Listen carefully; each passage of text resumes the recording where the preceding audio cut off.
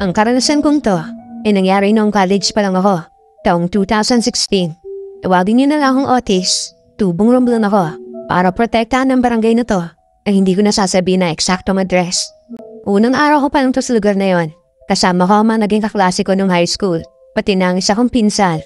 Magkakasama kasi kami nag-enroll sa isang university, pero magkakaiba ng kurso. Pagkatapos mag-enroll, ay inabutan na kami ng gutom kasi lunchtime na rin.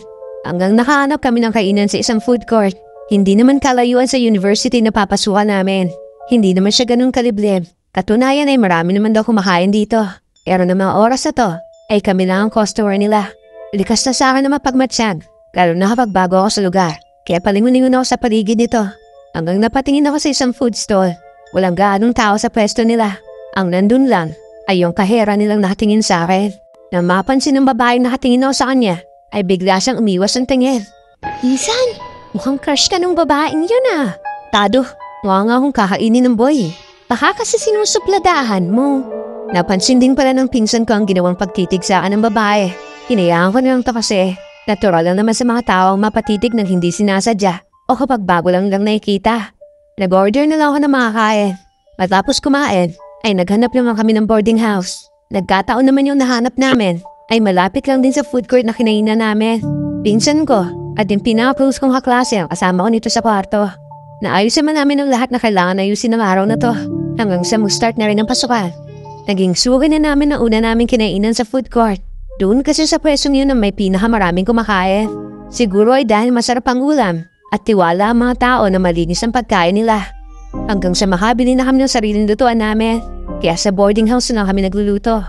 Mas makakatipid kasi kami kapag magluluto na lang ng pagkain.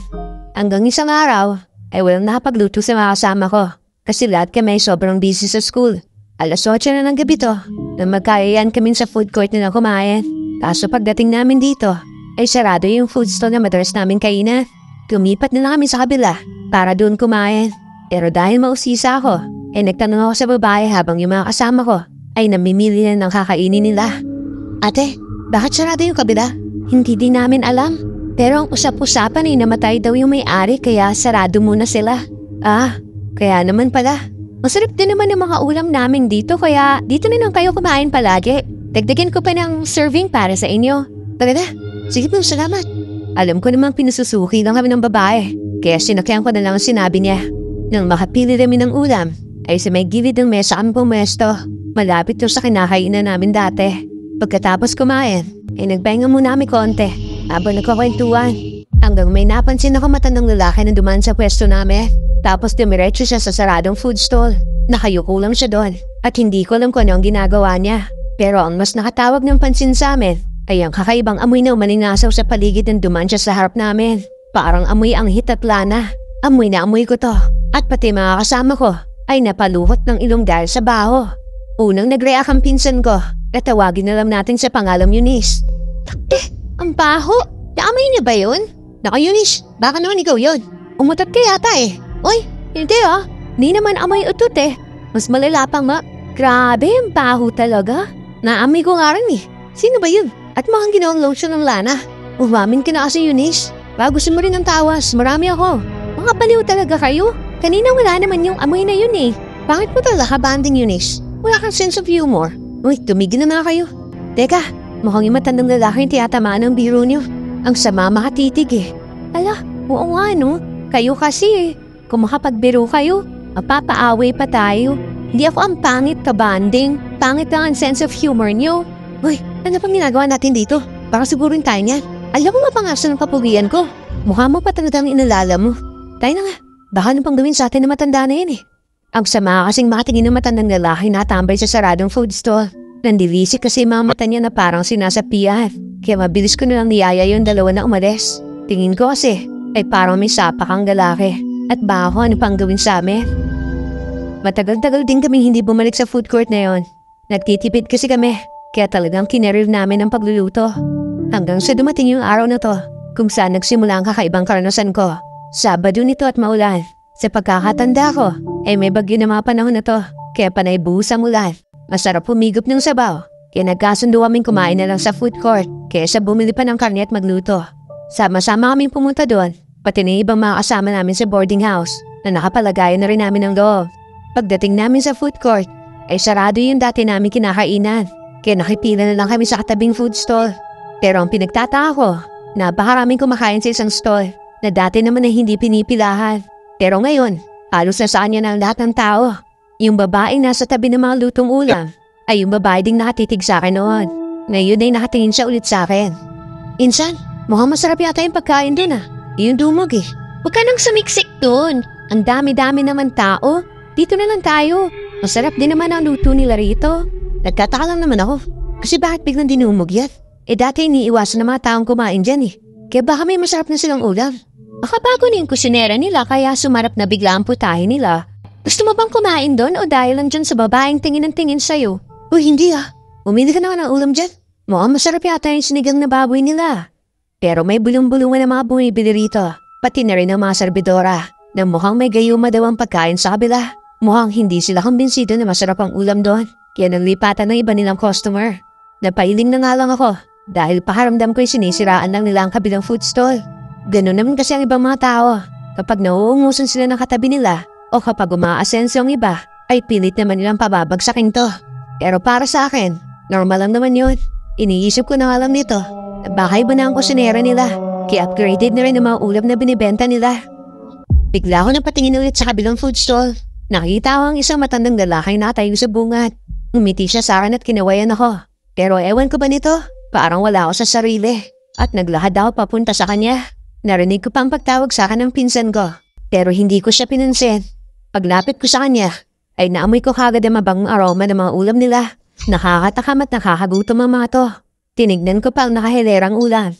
Sari-sari to. Pero lahat ay puro may karne. May adobong baboy. Ilagang baboy. Pero ang humagaw ng pansin ko ay ang dinuguan. Paborito ko kasi ang dinuguan.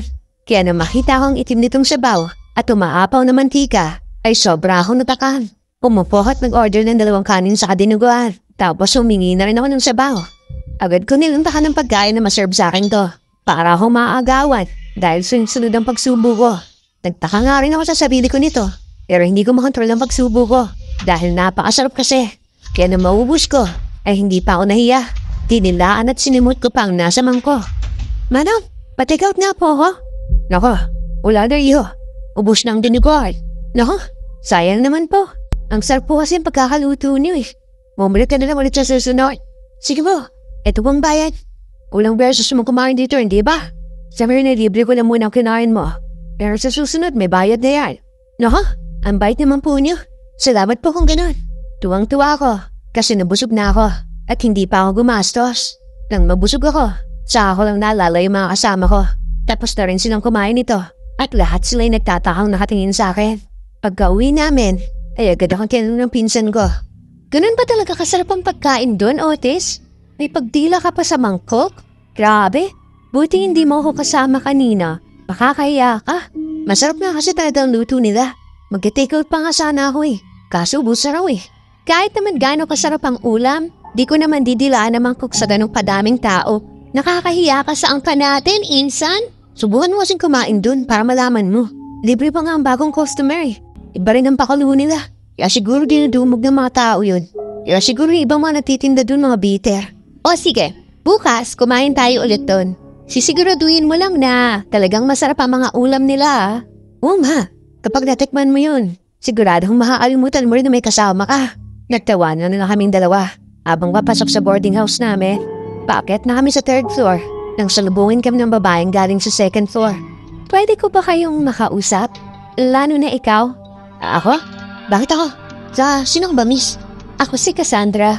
Nakita kita kanina na kumain dun sa food stall ng matandang lalaki. Mag-ingat kayo sa kinakainan niyo dun. Ako nga pala si Otis. At ito naman ang pinsan kong si Eunice. Ano bang problema kung kumain kami dun? Aswang ang may-ari sa food stall na yun. Aswang? Saan mo nakuha ang chismis na yan? Doon siguro sa mga katabing stall, no? Naninira lang yung mga yun. Oo nga naman, Cassandra. Tsaka, aswang talaga? Totoo ba ang aswang? Nagsasabi ako ng totoo. Ipupusta ko ang buhay ko. Aswang ang matandang lalaki na yun. Para maniwala kayo, patakanin nyo ng kalamansi ang ulam na bibilhin nyo doon bago nyo kainin. Kalamansi? Teka, anong connect ng kalamansi? Malalaman niyo kapag sinunod niyo ang sinasabi ko. Uy, Cassandra, teka lang. Grabe, maganda sana. Kaso ang weird niya. Napapailing na lang kami ng pinsan ko nito bago tinuluyan palakit sa hagdan. Umalis din kasi kagad yung babae nang sabihin niya magpata kami ng kalamansi. Hindi ko alam kung bakit o anong koneksyon ng kalamansi para malaman namin kung totoong aswang ba yun o hindi. Nang makarating kami sa kwarto namin, ay wala pang iba namin kasama rito dahil may bibilin pa raw sila. Insan, tingin mo, totoo kaya yung sinasabi ni Cassandra? Ewan ko, baka nandi-trip lang yun eh. Pero seryoso siya eh. Yun nga eh. Ano, susubukan ba natin? Baka kapag ginawa natin pagtawanan niya tayo at sabihin mga utu-utu tayo. Akala niya madali tayo kutuin kasi nakita niya siguro yung pagdila mo sa mangkok. Tarantado. Hindi naman siguro. Ano naman mapapala niya kung pagtripan niya tayo? Ano nga ang gagawin natin? Di subukan natin. Wala naman mawawala eh. Di sige, basta ikaw magpapataka. Bakit ako? Ikaw ang may gusto na subukan yun eh. Tsaka total, walang yaka naman na dun. Dahil sa ginawa mong pagdila sa mangkok. Dilubusin mo na. Ulit-ulit ka talaga sa mangkok, no? Sige na, ako na magpapatak. Kapag tayo napahiya, iiwanan kita. Isipin mo, Insan, paano kung spaghetti ang order natin? Papatakan mo ba? Hindi pa naman ako sila ulo. Parang mag-order ng spaghetti. Malamang pansit ang ordering ko para saktong papatakan yun ng kalamansi. Okay, sige. Usapang matinuyan ha. Bukas ipaalala mo na magdadala tayo ng kalamansi. Gabi kinabukasan. Bumalik kami sa food court. Madami pa rin kumakain sa food stall na mata ng lalaki. Yung iba nga, kumakain na lang kahit walang mesa. Nakatayo na lang sila sa gilid habang kumakain. Sabi ko na Robert, babalik ka. May kasama ka pa. Diyos ko naman, Tatang. Nakakagulat naman po kayo. Bigla-bigla kayo nagsasalita sa likod namin eh. Kayo po pala. Gusto po namin kumain kaso wala na pong bakanting mesa eh. Ramdam kong babalik ka na may kasama. Nagreserba ako ng mesa tapuan para sa inyo. Ano kay Rita? Ang lapad ng pagkakangiti sa amin ng mata ng lalaki. Bigla nga nagsitayuan ang mga balahibo ko. Pero sumunod pa rin ako nang makita akong naglalahad na sila Eunice papunta sa mesang sinasabi niya. Dito na kayo maupo. Pumili na rin kayo ng ulam. Sige Wutan, salamat. Tawagin na lang po namin kayo kapag may order na kami. Habang namimili kami ng ulam, nagpapasuya pa ako sa ibang kumakain. Gutom na gutom sila kumakalantak ng pagkain. Samantalang yung pinsan ko naman ay tinitignan ng nilagang baka. Insan, ikakaiba sa bakang to. Tingnan mo, ang lalaki ng hiwa. Tapos diba, kapag naluto ang baka ay nagiging medyo brown ang kulay. Eto tingnan mo, mamula-mula ang karne. Hindi pa yata luto. Kakaiba rin yung buto. Baka naman matandang baka lang yung kinatay nila. Or napili na ba kayo? Opo. Yung dati po sa akin. Dinugan. Tapos pahingi na rin po ng sabaw.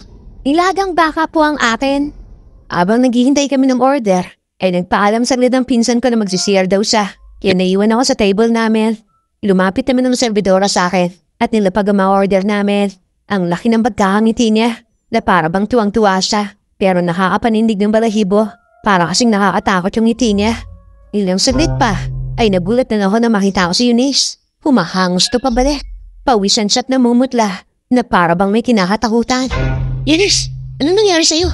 Tumingin lang siya sa akin ito. Maluwa-luwa pa siya. Kaya nadalala na ako. Insan, may nakita akong malaking aso sa CR. Doble yung laki niya sa karaniwan. Itim at makintabang balat tapos naglalaway. Baka asong ulo yung nakita mo. Buti hindi ka kinagat. Duda ako, Insan. Kasi akala ko hahabulin ako kaya tumakbo ko. Nang lingunin ko, nawala na yung aso. Tapos maya-maya, biglang nakabanggaan ko yung matandang lalaki. Natumba pa nga ako eh. Tapos, ano nangyari? Kinunuan niya akong tumayo tapos nakita ko yung mukha niya ng malapitan. Tapos nakita ko, baliktad ang reflection ko sa mga mata niya. Ang lamig din ng kamay niya, Insan. Insan, umalis na tayo dito. Baka gutom ng Eunice. Malaking aso? Doble sa normal na aso? Buwang ka ba? Kumain na nga lang tayo. Natahimik na lang si Eunice nito. Pero parang natatakot pa rin siya na palingon-lingon sa paligid. Hindi na siya komportable. Tapos butil-butil na rin yung pawis niya. Kaya naman niyaya ko na lang siyang umuwi. Hindi na nga namin nagawa yung dapat namin gagawin. Dahil tingin din ang tingin yung servidora sa amin. Binayaran ko na lang yung order namin. At sinabing sumakit siya ng kasama ko. At kailangan na namin umuwi. Pagkabalik namin sa boarding house, ay sinalubong kami ni Cassandra. Uy, teka! Kamusta? Uy, nakakagulat ka naman. Saan ba dyan ang room mo? At bigla ka na naharang? Dyan sa 205. Nagawa ba ninyo yung pinapagawa ko? Nagpatak ba kayo ng kalamansi? Hindi nga eh. Ito kasing si Eunice, biglang natakot. May nakita raw sa itim at malaking aso, tapos naglalaway pa. Aswang yun! Aswang? 2016 na may aswang pa rin? Oo, may mga aswang pa rin hanggang ngayon.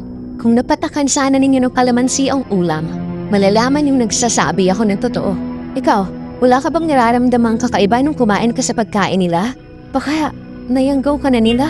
Yanggaw? Ano naman yan daw ang sinasabi mo? Yanggaw ang tawag sa mga taong hinawaan nila ng pagkaaswang. Nababaliw ka na ba, Cassandra? Puro ka na ng aswang eh. Kung ayaw mo maniwala, wala na akong magagawa. Bahala kayo sa buhay niyo. Nang umalis si Cassandra, ay hinila ko na rin si Eunice packet ng 3rd floor. Kahit paano, ay nahimasmasa naman siya. Pero bigla ako natakot sa sinabi ni Cassandra. Kasi kagabi, ay nakaramdam ako ng pananakit ng tiyan. Akala ko nga, ay dahil lang sa kabusugan. Pero hindi na wala yun. Pabugso-bugso lang ang sakit, kaya hindi ko na ininda. Pero dahil sa sinabi ni Cassandra, ay nagsimula na ako makaramdam ng takot. Nagluto na lang kami ni Eunice ng pagkain kasi hindi na namin kinain yung order namin kanina. Pagkatapos kumain, ay nagbasa-basa lang ako hanggang sa makatulog na ako. Hating gabi na magising ako kasi lumalala ang pananakit ng tiyan ko. Kung dati pa bugso-bugso ang sakit at nakakayanan ko pa, pero na mga oras na to, ay talagang humihilab na sa sakit ng tiyan ko. Parang may hinahalukay sa loob. Nanunuyo na rin ang lalamunan ko kaya inom ako ng inom ng tubig. Nang lalong lumala ang pananakit, ay ginising ko ng pinsan ko para manghingi ng gamot sa kanya. Pero wala din naman daw siyang gamot. Dito ko na nalala si Cassandra at yung mga babala niya tungkol sa akin. Pinsan, samahan mo akong puntahan si Cassandra. Sobrang sakit ang tiyan ko. Hindi ko na kaya. Baka totoo ang sinasabi niya sa atin tungkol sa aswang. Ha? Sige, halika, alalayan kita. Bumaba kami sa 2nd floor at kinatok ang kwarto kung nasan si Cassandra nakastay. Sakto namang gising siya dahil gumagawa daw siya ng project. Oh, nangyari kay Otis? Bakit namumutla at pawis na pawis yan? Grabe, butil-butil ang pawis ah. Sobrang sakit daw ng tiyan niya. Parang hinahalupay sa sakit. Baka may gamot ka dyan, Cassandra. Naloko na. Yan ang sinasabi ko sa'yo, Otis. Ayaw mo maniwala sa akin. Epekto nga yan ng yanggaw. Ano? Yanggaw? Paano mayayanggaw ang pinsan ko? Baka doon sa kinainan niya sa food court. Aswang yung matandang lalaking nandun. Sabi ko na nga ba eh. Baliktad ang refleksyon ko sa mga mata niya. Pero teka lang, paano ang pinsan ko? Baka maging aswang din siya. Malapit lang dito yung baryo namin. 1 o 2 oras lang kung sasakay tayo ng tricycle. Meron pa kayang pumapasada? Ating gabi na. Bumiyay kami ng oras na to. Kahit na madaling araw na. Sabi ni Eunice sa akin, putlang-putli araw ako nito. Tapos naglalaway. Hanggang sa marating na namin yung bahay ng lola ni Cassandra, na si Lola Amanda. Agad naman nagbukas ang pinto matanda na kumatok kami. Cassandra! Lola, tulungan mo po kami. Itong kaibigan ko po, mukhang nayanggaw na siya ng aswang. Aba, ipasok niya yan dito at hindi biro ang kalagayan niya. Habang ginagamot ako ng lola ni Cassandra, ay may pinainom siya sa akin na lanang may lamang orasyon. May mga maliliit na kahoy pang ang loob ng bote. Maya-maya pa, sigaw na raw ako ng sigaw dahil sa sakit. Hawak-hawak ko ni Eunice ito at pinipigilan ng pagwawala ko.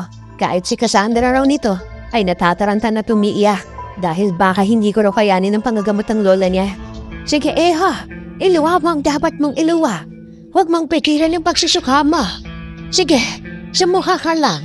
Isuka mo lang Ang kwento sa akin ni Eunice, habang inihilot daw ni Lola Amanda ang tiyan ko, ay may tumatalon daw sa bubong ng bahay ni Lola Amanda. Napatayo raw si Lola Amanda at tumingala sa kisame nila. Sinundan ka ng aswang na humanggaw sa'yo, Oh, ano pong gagawin natin? Baka kunin niya si Otis. Huwag kang mag-alala, Ako nang bahala sa aswang na yan. Ayon kay Eunice, may naglakad daw sa bubong ng bahay, kaya takot na takot siya ng mga oras na to. Ako naman daw, ay panay lang daw ang sigaw dahil sa sobrang sakit. Halos mawalan daw ako ng malay dahil sa sobrang sakit na nararamdaman ko. Sige, sumuha ka lang. Isuka mo lahat para gumaling ka na. Bigla daw akong sumuha ng parang isang itim na itlog, kasabay ng napakalapot na mga laway. Malansa daw to at may dugo pang kasama. Matapos to, ay pinagtulungan akong punasan nila Eunice at Cassandra dahil basang-basa raw ako ng pawis at laway. Sabi sa akin ni Eunice, na ginhawaan daw ako nung may labas kong itim na itlog na yon. Kahit nanghihina, ay medyo naging maayos daw ang kalagayan ko. Hindi na raw ako nagwawala. Kahit paano, ay bumalik na raw ako sa sarili ko. Nang mga oras na to, medyo naaalala ko na ang nangyari. Nagulat na nga lang ako nang narinig ko ang pagsigaw ni Cassandra. Lola, saan ka pupunta? Haharapin ko tong aswang na to. Kalakas ng loob pumunta dito sa bahay ka. Pero Lola, huwag na po kayo lumabas. Baka saktan kayo ng halimaw na yan. Hindi napigilan ni Cassandra ang lola niya dahil dire-diretso itong lumabas ang pinto at isinarado pa niya to. Mula sa loob ng bahay ay dinig namin ang malalakas na sigaw ni Lola Amanda. Aswang! Pagmakita ka sa akin! Sinundan mo pa talaga dito ang mga bata? Akala babay mo kuha mo sila? Nagkakamali ka dahil dito sa teritoryo ka. Hindi ka na makakauwi ng bahay. Isang napakalakas na pag-angil ang narinig namin. Kahit tinanghina ako nito, pinilit ko maupo habang magkahawa kaming tatlo dala ng labis na takot. Sa wakas, nakita rin kita kaswang ka. Sumilip si Eunice sa bintana. Kaya napasilip na rin si Cassandra. Nanatili naman ako sa higaan ko kasi hindi pa ako nakakabawi ng lakas. Ang mga sumunod na nangyari ay galing na sa kwento nila sa akin. Nakita daw ni Eunice na parang bumubulong si Lola Amanda. Ang sabi ni Cassandra ay baka umusal daw ng orasyon na tigal po ang lola niya. Nakita daw ni Eunice na may hawak na buntot pagi si Lola Amanda. Tapos isang maliit na punyal. Kaya, magkasabukan tayo. Waba ka dyan sa bubo matarabing mo ka. Muling umangil ang aswang nito. Ang pag-angil niya ay para bang galing sa isang malaki at galit na aso. Sabi ni Eunice, nagkaroon ng sagupaan sa pagitan ng Lola Amanda at ng aswang. Unang sumugod daw ang aswang habang nakaabang lang si Lola Amanda. At nang malapit na ang aswang sa kanya, ay mabilis na umiwas. Ang sabi pa ni Eunice, ay parang hindi daw matanda ang lola ni Cassandra kung lumaban. Napakabilis daw nito kumilos at nakikipagsabayan sa lakas ng aswang. Nasaan ka na, aswang? Iiwas at magtatago ka na lang ba sa dilim? Lumabas ka at harapin mo ka. Lola, nasa likod mo po. Napasigaw daw ng malakas si Lola Amanda dahil nakaimot siya ng aswang. Umikot daw siya at hinampas ng buntot pagi ang aswang. Pero umatas daw ito palayo. Napasigaw din si Cassandra sa takot nito dahil sa pag-alala sa kalagayan ng lola niya. Huwag kayo lalabas dahil protektado ang bahay ka ng orasyon. Kaya ka dapo. Yan lang kaya. Lola, mag-ingat ka po. Grabe, ang angas ng lola mo, Cassandra. Ang tapang niya. Diyos ko po, tulungan mo po si Lola Amanda. Nakabawi raw si Lola Amanda sa kalmutan na tamo niya. Muli daw siyang bumulong ng orasyon at pagkatapos ito ay naghanda na siya sa sunod na pagsugod ng aswang. Kakaimutin daw sana ulit ng aswang sa likod si Lola Amanda. Pero agad na natunugan ni Lola Amanda ang galaw nito. Hanggang sa bigla niyang hinarap ang aswang at hinampas ang buntot pagi ito. Dahil daw sa pagkabigla ay hindi na raw nakalaban pa ang aswang. Napaatuman na lang daw ito sa sakit nang tumama sa balat nito ang buntot pagi. Nang mapahiga ito sa lupa, sunod-sunod ang ginawang paghampas ni Lola Amanda sa kanya. Sinaksak pa niya ang dibdib nito ng punya na agad nitong ikinamatay. Tatapusan mo na! Dapat sa kagaya niyong mga aswang ay hindi na nabubuhay sa mundong ta.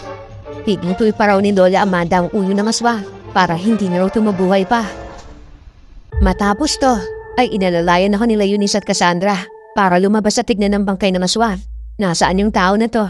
At kahit putol ang ulo niya, ay nakilala ko pa rin to. Siya nga ang matandang lalaki na may-ari sa food stall na kinainan ko ng dinuguan. Sinunog naman kagad ni Lola Amanda ang bangkay ng aswang. Mabuti na lang dahil malayo siya sa mga kapitbahay, kaya walang nakaalam nito kundi kami lang. Mabuti na lang dahil marunong din kumilatis ng aswang at nayanggaw tong abo ko. Tinuruan ko kasi siya ng mga kaalaman ko, kaya kahit papano may alam siya tungkol dito. Kaya naagapan niya kagad kayo. Dahil kung hindi, baka maging isa ka na rin sa mga aswang na yan. Nahihiya nga po ko kasi hindi ko po siya pinaniwalaan nung una. Sorry Cassandra, salamat din pala sa tulong mo. At sa inyo na rin ang lola mo. Naku, wala yun. Hindi din naman kaya ng konsensya ko kung pababayaan ko na lang na may mangyari sa'yong masama. Babagsik ang aswang na yumanggaw sa'yo. Sila ang tinatawag na asbo. Hilig nilang mangyanggaw, kaya dumadami ang lahi nila. Naku, paano kung marami na ang nayanggaw? Kasama na ang mga nasa boarding house. Delikado tayo. Hindi. Buwabili din naman sila lang yayanggawin nila. Hindi nila gagawin yun sa isang lugar kasi mabubuko sila. Balas lang ang pinsan mo kasi isa siya sa natipuhang yang gawin na matandang aswang na yon. Yung itim na batong hugis itlog ay ibinao ni Lola Amanda sa lupa. Pagkatapos namin magagahan ay nagpaalam na rin kami kay Lola Amanda. Pagbalik namin sa boarding house ay nagtataka mga kasama namin kung saan daw kami nagpunta. Kinuwento namin ang tungkol sa pagkakayanggaw sa akin, pero hindi na namin sinabi ang buong pangyayari. Lalo na ang tungkol sa pagkamatay ng aswang, pati na rin ang tungkol sa matandang may-ari ng food stall. Nagulit yung iba't natakot, yung iba naman ay hindi naniwala. Hindi mo na ako pumasok ng araw na to, kasi sobrang na-trauma rin ako sa nangyari. Nagpahinga lang ako maghapon, kaya kahit paano, ay nagkaroon ulit ako ng lakas. Makalipas ang ilang araw, pumunta kami sa food court. Sarado ng stall na yumanggaw sa akin. Ilang araw na rin daw hindi nabubukas to. Wala raw nakakalam kung bakit. Hindi na kami kumibo, kahit alam namin ang katotohanan. Napatay na ang matandang may-ari nito. Lumipas sa mga taon, ay may iba nang nagtitinda sa food stall na yon.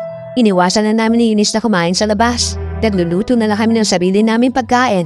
Simula na mangyari sa akin ang karansan kong yon. Hanggang sa graduate na kami. At ngayon ay may kanya-kanya ng trabaho. Si Cassandra naman, ay isa ng ganap na guro. Hanggang ngayon, hindi pa rin kami nakakalimot sa karanasan namin yon. Lalong-lalo na ako. Hindi ko makakalimutan na muntik na ako maging aswang dahil sa matandang asbo na yumanggaw sa akin. Kaya kayo, mag-ingat kayong kumain sa mga lugar na dayo lang kayo dahil baka matipuan din nila kayo at gawin kayong aswang.